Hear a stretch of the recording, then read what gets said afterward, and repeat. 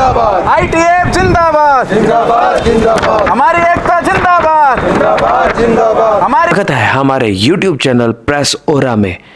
अभी आपने जो आवाज़ सुनी थी वो किसी एक दफ्तर की नहीं थी, वो आवाज़ थी उन करोड़ों सरकारी कर्मचारियों की जो देश की सेवा करते हुए अपना पूरा जीवन समर्पित कर देते हैं दोस्तों।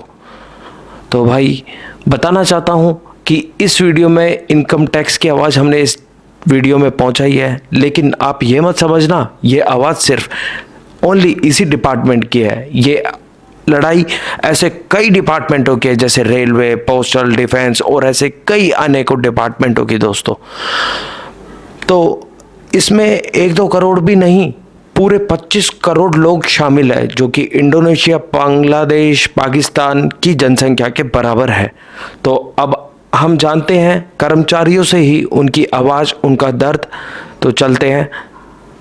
जिंदाबाद, ITF जिंदाबाद, जिंदाबाद जिंदाबाद, हमारी एकता जिंदाबाद, जिंदाबाद जिंदाबाद, हमारी एकता जिंदाबाद, जिंदाबाद जिंदाबाद। हमारी मांगे पूरी करो, पूरी करो, पूरी करो, हमारी मांगे पूरी करो, पूरी करो, पूरी करो। चाहे जो मजबूरी हो, हमारी मांगे पूरी करो, चाहे जो मजबूरी हो। हमारी मांगे पूरी हो। इंकलाब जिंदाबाद, जिंदाबाद जिंदाबाद, इंकलाब जिंदाबाद। जिंदाबाद जिंदाबाद। हर जोर जुल्म की टक्कर में, संघर्ष हमारा नारा है, हर जोर जुल्म की टक्कर में, संघर्ष हमारा नारा है, हर जोर जुल्म की टक्कर में। संघर्ष हमारा नारा है। हमारी मांगे पूरी करो, पूरी करो, पूरी करो, हमारी मांगे पूरी करो, पूरी करो, पूरी करो। चाहे जो मजबूरी हो, हमारी मांगे पूरी हो, चाहे जो मजबूरी हो। हमारी मांगे पूरी हो। ITF जिंदाबाद, जिंदाबाद जिंदाबाद, ITF जिंदाबाद, जिंदाबाद जिंदाबाद, JCA जिंदाबाद, जिंदाबाद जिंदाबाद, इंकलाब जिंदाबाद। जिंदाबाद जिंदाबाद। आवाज दो,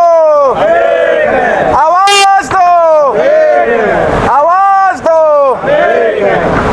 बैनर थोड़ा नीचे करवा दो ना किसी से। अरे पकड़ ले और क्या मना तो अब स्ट्राइक के रीजंस बता दो, आपने क्यों ये स्ट्राइक की है और कहाँ ऑल इंडिया लेवल पे तो हुई रही है। 25 करोड़ के करीब एम्प्लॉइज हैं इसमें स्ट्राइक में। तो आप पूरा इसको डिटेल में डिस्क्राइब सा कर दो। माइक को आप या तो यहाँ लगा लो, अगर आप बोलेंगे कोई और बोलेगा तो उसकी तरफ लगा लो। यहाँ लगा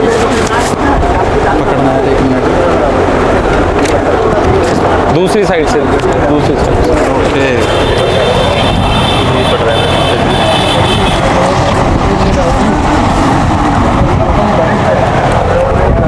आज की जो स्ट्राइक है केंद्रीय लेवल पे है, इसमें बहुत करो ना स्टार्ट।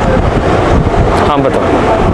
सेंट्रल लेवल पे जो स्ट्राइक की जा रही है, इसमें हमारी बहुत सारी मांग हैं। उनमें से जो मुख्य मांग हैं उनको मैं आपको बता देता हूँ।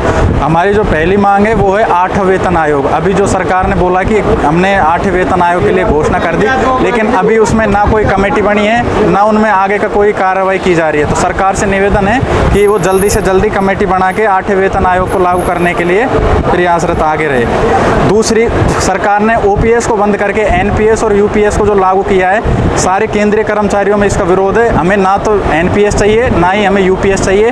हमें पुरानी पेंशन स्कीम OPS है वो चाहिए, उसके अलावा हमें कुछ नहीं चाहिए। इसके अलावा सरकार कोरोना के टाइम पे 18 महीने का सरकार ने जो DA हमारा रोक रखा था, उसकी हमारी मुख्य मांग है कि उसको हमें दिया जाए।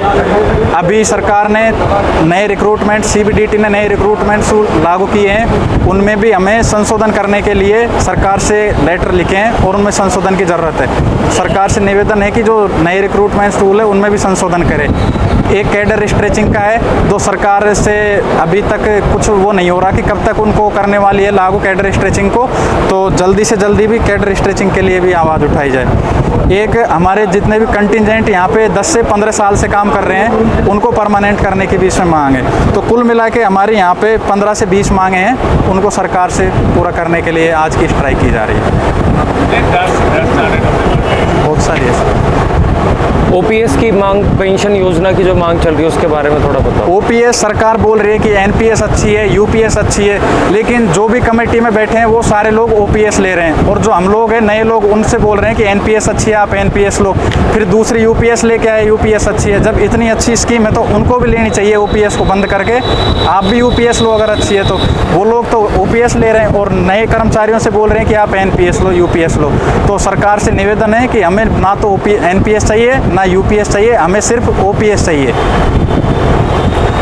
मेरा एक सवाल है, जब आप पूरी उम्र सरकार की सेवा करते हैं फिर रिटायरमेंट के बाद इस असुरक्षा को कैसे देखते हैं? मतलब अब ये असुरक्षा ही है, एनपीएस लेके आ रही है सरकार, रिटायरमेंट के बाद उसका कोई भविष्य नहीं है। यूपीएस लेके आ रही है, ओपीएस में पुरानी पेंशन के अनुसार कुछ पेंशन मिलती है तो उससे आदमी अपना रिटायरमेंट के बाद खर्चा वगैरह चला लेता है उसके बाद। लेकिन एनपीएस यूपीएस में पेंशन का कोई इतना वो नहीं है इसको, और ओपीएस को बंद ही कर रही है, तो रिटायरमेंट के बाद कोई सुरक्षा नहीं है।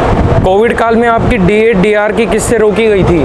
कोविड काल में उस टाइम पे अचानक देश में महामारी आई थी तो वो रोक लिया था सरकार ने, बोला कि इनको बाद में आपको दे दिया जाएगा। लेकिन 18 महीने का जो हमारा रोका था डीआर, उसमें अभी तक कोई कार्रवाई नहीं हुई और सरकार की मंशा भी नहीं है देने की। तो इससे आपकी आर्थिक स्थिति पे, बेसिक आपकी जो जिंदगी चलती है, जैसे सैलरी गवर्नमेंट एम्प्लॉय के अकाउंट में आती है, तो उससे आपका क्या प्रभाव पड़ा था आपकी बेसिक लाइफ में? बेसिक लाइफ में फ़र्क पड़ता है सर, महंगाई तो लगातार बढ़ती जा रही है, कोरोना के बाद खूब सारी महंगाई बढ़ी है, लेकिन सरकार है जो डीए को बहुत कम बढ़ा रही है, 2-2%, 3-3% बढ़ा रही है, और महंगाई बढ़ रही है 5-7% के हिसाब से। तो सरकार से निवेदन है कि हमारा जो रोक रखा है महंगाई भत्ता उसको भी दिया जाए। अगर आप प्रधानमंत्री या वित्त मंत्री से सीधे कुछ कहना चाहते हैं तो आप क्या कहेंगे? उनसे सर यही निवेदन है कि जो भी केंद्रीय कर्मचारी हैं जो जीवन भर आपकी सेवा करते हैं उनके फेवर में आपको काम करना चाहिए। जो भी हमारी ये मांगे हैं इनको आप पूरी करने का प्रयास करें। ठीक है, धन्यवाद। Thank you.